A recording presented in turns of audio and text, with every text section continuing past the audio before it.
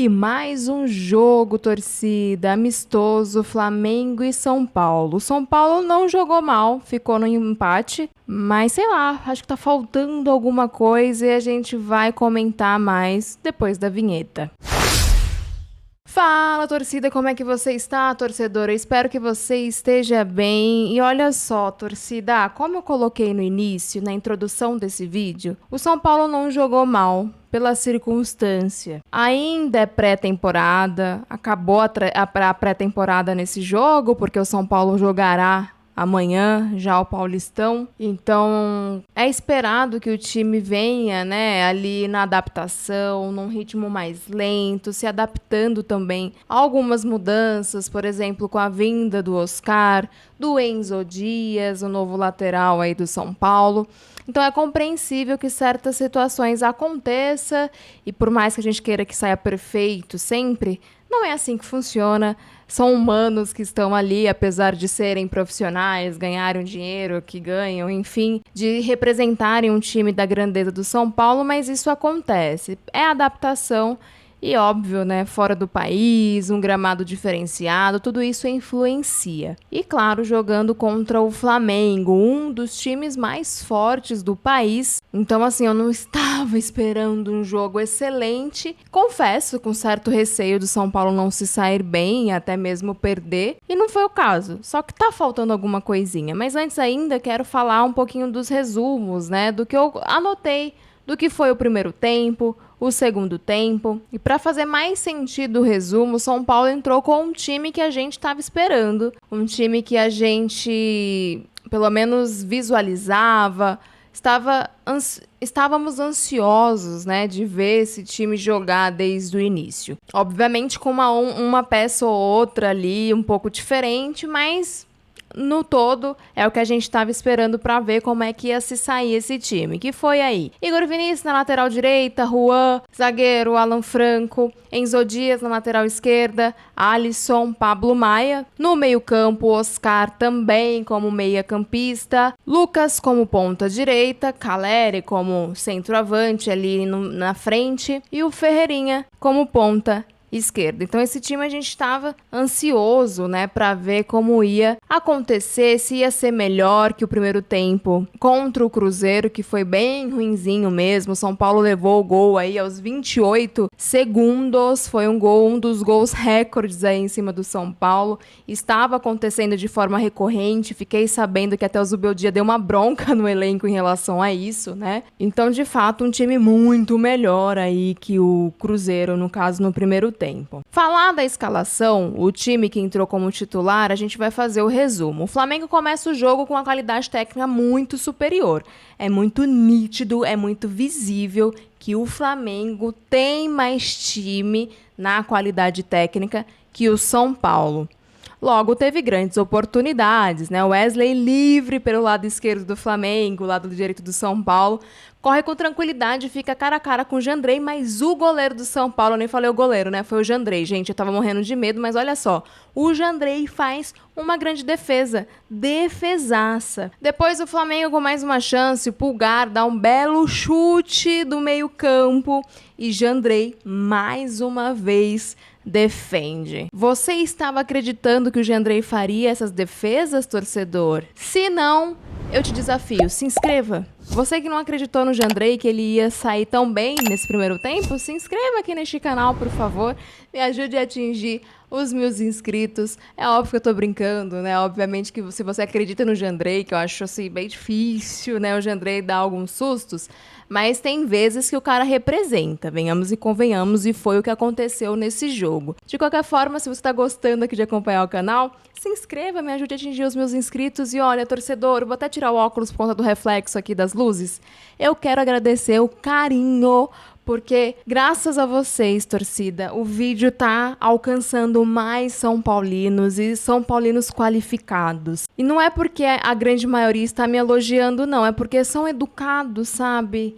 Não sei explicar. Eu sinto que são pessoas boas, por mais que eu não conheça pessoalmente. Então isso é maravilhoso e graças a vocês tá chegando. Os meus vídeos aí estão batendo recordes de visualizações. Muitos deles chegando a 1.000 visualizações e isso eu nunca imaginei num curto prazo de tempo. E isso é graças a vocês. Eu sempre falo que esse canal, apesar de levar meu nome, né, já que comenta futebol, ele é construído por você, torcedor, que ama o São Paulo Futebol Clube, que ama o futebol de forma geral, assim como eu, que não tá fazendo um papel de profissional, mas simplesmente uma torcedora que gosta de acompanhar o seu time e juntou duas coisas que gosta de fazer, que é a internet, gravar vídeo e falar sobre o São Paulo. Então, meu muito obrigada. E se você quer fazer parte dessa torcida maravilhosa, cada vez mais está crescendo, até fala de forma carinhosa que é a maior torcida brasileira, mas não pela quantidade, e sim pela qualidade. Meu muito obrigada, viu? E claro, dá um curtir aí para que cada vez mais chegue a São Paulinos, combinado? Então o Jandrei aí faz mais uma grande defesa e foi excepcional, tá? Fica aí minha dica dos destaques do primeiro tempo. Com certeza tem esse nome aí. Só que apesar da pressão do Flamengo, o São Paulo também conseguiu chegar ao seu objetivo. Enzo Dias faz um cruzamento para o Calleri que finaliza, mas Rossi defende, né? E Enzo Dias vem se mostrando aí um lateral bom, principalmente no aspecto defensivo. Eu consigo ver que ele tem ali força suficiente em divididas, em roubadas de bola. Talvez não de forma excepcional, tá, torcida? Mas é uma característica que a gente estava necessitando muito, diferentemente do que a gente tem na lateral direita, né? Que a gente vai comentar também um pouquinho mais pra frente. Mas o Enzo Dias tem essa particularidade, chega assim, muitas vezes ali a linha de fundo, leva a bola pra frente, é aguerrido como um argentino, né? Que tem aquela pegada às vezes mais forte, que crava uma falta ali que, né, não tem como questionar se foi ou não. É bem nítido, mas tô gostando muito da forma que o Enzo Dias vem se apresentando, ok? Só que assim, apesar do São Paulo ter levemente chances assim, né? Ou uma leve chance, porque eu não lembro mais de outra, foi essa mesmo que eu acabei observando e foi uma linda defesa do goleiro do Flamengo. O São Paulo só veio a melhorar mesmo lá próximo dos 30 minutos, né? Quando o meio-campo se aproxima mais ali dos atacantes e faz uma boa marcação, o time do São Paulo pressionando a saída de bola do Flamengo. Por conta disso, houve uma grande chance com Pablo Maia, que foi mais à frente, chegou ali bem na área de ataque, ofensiva, consegue a bola após um erro de saída de bola do Flamengo. O Calleri fica com a sobra, é travado pelo Ortiz, sobra novamente para o Pablo e Ortiz mais uma vez tira pela linha de fundo, acaba sendo escanteio. Então, depois que o meio-campo ali, né, com Pablo Maia, até próprio Alisson, né, infiltrar ali, chegando mais próximo aos atacantes, o São Paulo melhorou. E é isso que eu tava sentindo falta, torcida, sabe? Porque ainda eu tô vendo um vão ali no meio-campo e a bola não chega, né, no ataque. Então fica difícil como é que o São Paulo vai marcar gol, que é o objetivo, que é que faz ganhar o jogo, né? Não adianta de nada ter posse de bola e a bola não chega ao ataque. Então é muito difícil, muito complicado, e o São Paulo só veio a melhorar quando teve essa infiltração. O meio-campo acabou chegando mais ali à área de ataque e, obviamente, com uma marcação ali mais firme, pressionando a saída de bola do Flamengo, e numa saída errada, o São Paulo cria uma chance, mas infelizmente não deu para o São Paulo. Só que assim, essa não foi a melhor chance, tá? A melhor chance surgiu com o cruzamento de Ferreira pelo lado direito. Ele estava mais ali do meio ao lado direito, né? Que ele iniciou o jogo hoje pelo o lado esquerdo. O Ferreira encontra o Calleri, faz esse cruzamento que de cabeça o Calleri finaliza, mas o goleiro Rossi defende. Ele faz uma grande defesa e o Calleri não consegue ser o pai do Flamengo mais uma vez com gol de cabeça. Ai, que dor no meu coração. E aí, chegando mais próximo ao fim do primeiro tempo, o Flamengo com Alcaraz na intermediária chuta em direção ao gol e o Jandrei de novo faz uma belíssima defesa. Com isso, a torcida, não tem como eu não colocar o Jandrei como um dos destaques. E para mim, o Calleri apesar de não fazer o seu gol, apesar de ele não aparecer tanto, o Caleri, gente, pra mim, vocês sabem, quem me acompanha desde os primórdios, lá quando eu tinha nem 100 inscritos direito, sabe que eu tenho um carinho especial pelo Caleri. Eu sei que ele deveu muito no ano passado. Por conta dele, a gente não conseguiu, por exemplo, a classificação aí, né? Contra o Botafogo na Libertadores. Eu sei que ele tem culpa disso, mas, gente, o Caleri, pra mim, ele é excepcional pela força, pela vontade. Ele é aguerrido, ele vai pra cima mesmo, ele é forte. E a gente vê todos os times que jogam contra o São Paulo, o quanto o Caleri é chato de marcar, né? Então, mais uma vez, hoje ele se mostrou dessa forma. Infelizmente, acabou que não conseguiu. Não foi nem por erro dele, tá? Pelo menos no meu ponto de vista, na minha opinião. Foi porque o goleiro do Flamengo acabou crescendo e defendeu as bolas que o Caleri tentou ali, pelo menos em 2 questões, né? Ou 2 ou nessa, enfim. Mas fica aí os meus destaques para o Jandrei e o Caleri. A minha grande decepção foi o Igor Vinícius, galera, porque assim, eu falei um pouquinho, né, que o Enzo Dias tá me surpreendendo pela lateral esquerda. A lateral direita é horrível. Ô, meu pai, o Igor Vinícius, ele não cria absolutamente nada pelo lado direito. Nada, nada, nada. E aí, o que acontece? O Lucas, que poderia facilmente ser um dos destaques aqui, porque apesar de ele não ter participação nessas grandes chances, o Lucas, ele tem velocidade, né?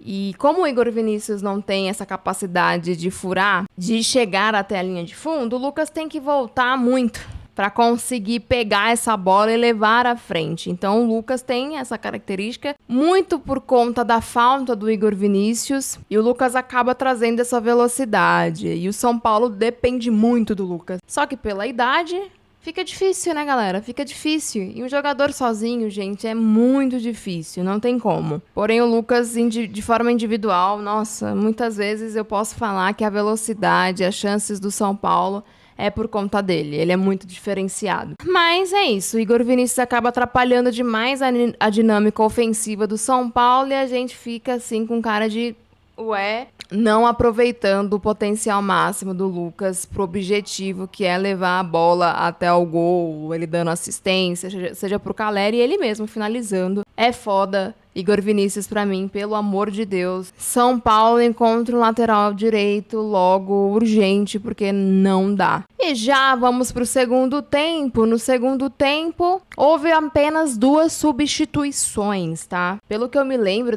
deixa eu até ver aqui nas minhas anotações, a FC Series deixa aí 14 substituições em 3 paradas. E o São Paulo, por exemplo, no jogo contra o Cruzeiro, no segundo tempo entrou com todo o time diferenciado, desde o goleiro até o centroavante ali. O São Paulo entrou com outro time, dessa vez não. O Zubeldia decidiu por manter, fazendo 2 substituições a princípio do segundo tempo. Saiu o Lucas para a entrada de Luciano e o Pablo Maia saiu porque ele saiu machucado, acho que a orelha saiu sangrando, né? Por precaução também, voltou agora de uma lesão seríssima, ficou meses fora dos campos. Então, por precaução, eu entendo que o Zubeldia decidiu por tirá-lo e colocou o Bobadilla, que estava cotado para voltar, mas aí com a lesão do senhor Luiz Gustavo, que foi horrível, tá? Já coloco aqui que eu não fiz o vídeo do jogo contra o Cruzeiro. Pelo amor de Deus, como é que renova com esse cara? Mas enfim, Bobadilla, por conta da lesão do Luiz Gustavo, acabou que não voltou, né, para a estreia aí do São Paulo no Paulistão e ficou por lá. Então ele entrou para jogar o segundo tempo contra o Flamengo. E aí, já falando do Luciano, gente, o que acontece? O Luciano, para mim, ele é jogador de segundo tempo, apesar de ele ter ficado pouquíssimo tempo, né, por conta da questão da dividida de cabeça com o Cleiton. Pelo alto, o jogo ficou por muito tempo paralisado, né, e o Luciano teve um corte muito grande na cabeça, não sei a região ao certo, mas foi na região onde ele bateu com o Cleiton, no alto. Sangrou muito, muito, muito. O Luciano teve que ser substituído, né? Ele até colocou a touca de nadador, mas infelizmente não conseguiu. Ele pediu para ser substituído e entrou no lugar dele, do lugar dele o Marcos Antônio. Mas eu percebo que ele tem qualidade, sim, o Luciano, apesar de eu criticar, né? Porque com ele como meia não dá, não tem essa criação. Mas como Atacante, atacante ali no meio, próximo ao gol, o cara é diferenciado, não à toa ele fez o gol contra o Cruzeiro, chegando ao empate, que senão São Paulo sairia com uma derrota. Eu sei que o jogo é contra o Flamengo, mas como eu não fiz o vídeo, eu tenho que fazer um paralelo, né? Jogos muito próximos, faz parte do mesmo campeonato, então acho que é válido fazer essas certas comparações, ok, torcida? Mas é isso, o Luciano acabou que, infelizmente, não jogou por muito tempo por conta disso, e eu posso falar tranquilamente, apesar das minhas críticas ao Luciano pelo seu comportamento, se ele ficasse, eu acho que o São Paulo teria chance, sim, de fazer gol, tá? Mas infelizmente aconteceu essa questão, não sei se ele tá bem, né? Depois eu vou acompanhar aí notícias sobre o Luciano, mas teve essa intercorrência que acabou atrapalhando uma análise mais aprimorada em relação ao Luciano, tá? Mas no segundo tempo, como é que ficou essa situação? O São Paulo foi melhor que o Flamengo, teve mais posse de bola, criou oportunidades. Eu posso colocar aqui tranquilamente que eu não lembro o Flamengo criar uma oportunidade, diferentemente do primeiro. Jandrei não teve nenhum tipo de trabalho, né, em relação às chegadas do Flamengo, finalizações. E com essa substituição do Lucas para a entrada do Luciano, eu senti, e acho que de forma geral, que foi até comentado, e eu concordo, né, os comentaristas, né, o narrador do jogo que eu assisti pela Band, o São Paulo perdeu um pouco de velocidade, né, que o Lucas tem essa característica. Só que aí também o Oscar conseguiu aparecer mais. Eu senti que a bola chegou mais vezes para ele fez cruzamentos, né, ali pro Ferreira. Então foi isso que eu senti. O Calleri também saiu depois de um tempo, entrou o André Silva, o Oscar saiu para a entrada de Eric. E foi assim, um jogo bem truncadinho ali, né? O São Paulo, como eu falei, com mais posse de bola, mas não teve ali nenhuma criação extraordinária, nenhum perigo agudo contra o Flamengo, mas teve sim duas chances que eu posso colocar aqui. O Ferreira cruzou pelo lado esquerdo, o Eric estava livre, que domina a bola, finaliza de canhota, mas a bola desvia no Cleiton e sai à direita do gol. Teve escanteio, mas ficou por isso mesmo. Marcos Antônio também teve a sua participação, que ele foi bem nesse jogo, apesar de, como eu falei, no segundo tempo não teve nada extraordinário. Mas teve essa participação dele para o Eric, que ajeita para o Bobadilha, que chuta aí de chapa na entrada da área e a bola acaba saindo por cima do gol com um perigo apenas. E foram essas oportunidades que eu vi do São Paulo que realmente me marcaram, né? Zubeldia, de praxe, tomou mais um cartão amarelo por invadir o campo. Aconteceu a mesma coisa no jogo contra o Cruzeiro. Então é uma questão que, meu Deus do céu, eu não entendo porque o Zubeldia não consegue melhorar essa questão, cara. Isso atrapalha demais, né?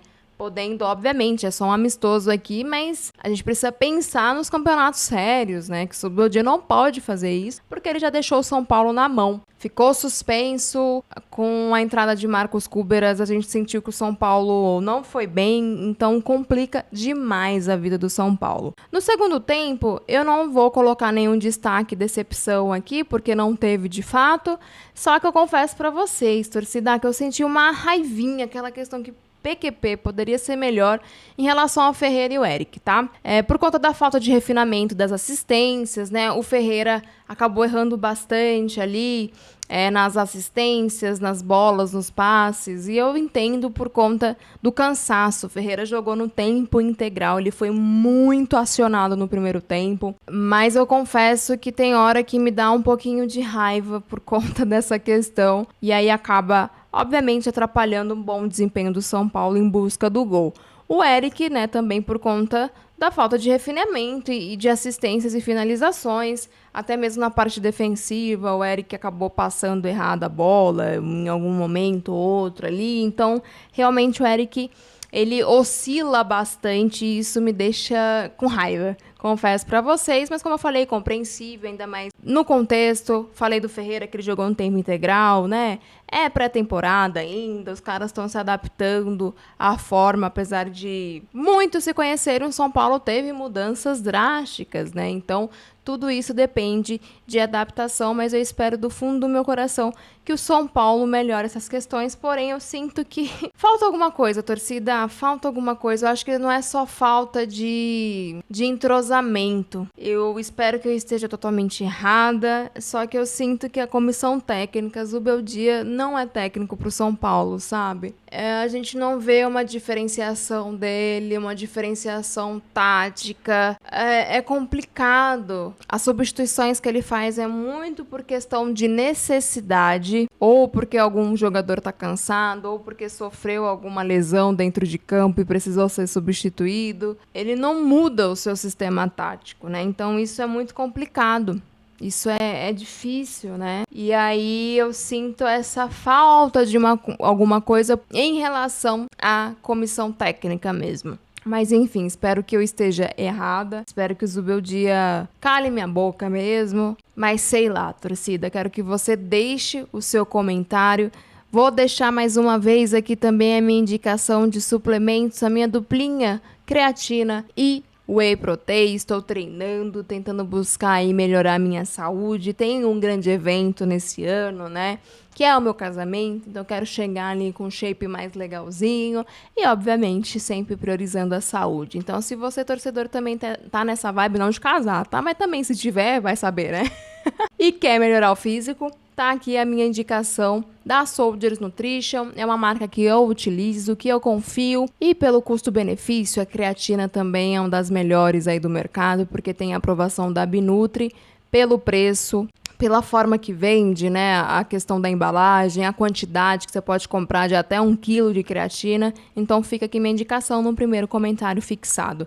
Torcida, a gente se vê mais uma vez amanhã, porque o São Paulo, como eu falei, estreia contra o Botafogo de São Paulo. Primeiro jogo aí do Paulistão, se eu não me engano, no Ribeirão Preto, né? E a gente precisa comentar, saber como é que vai ser essa dinâmica, porque uma parte da comissão está aí nos Estados Unidos, apenas 10 jogadores voltaram, então é, claro, bem possível que o São Paulo terá que utilizar os meninos nesse jogo contra o Botafogo, e eu faço questão de acompanhar e depois comentar com vocês. Um grande beijo, até o próximo vídeo e tchau!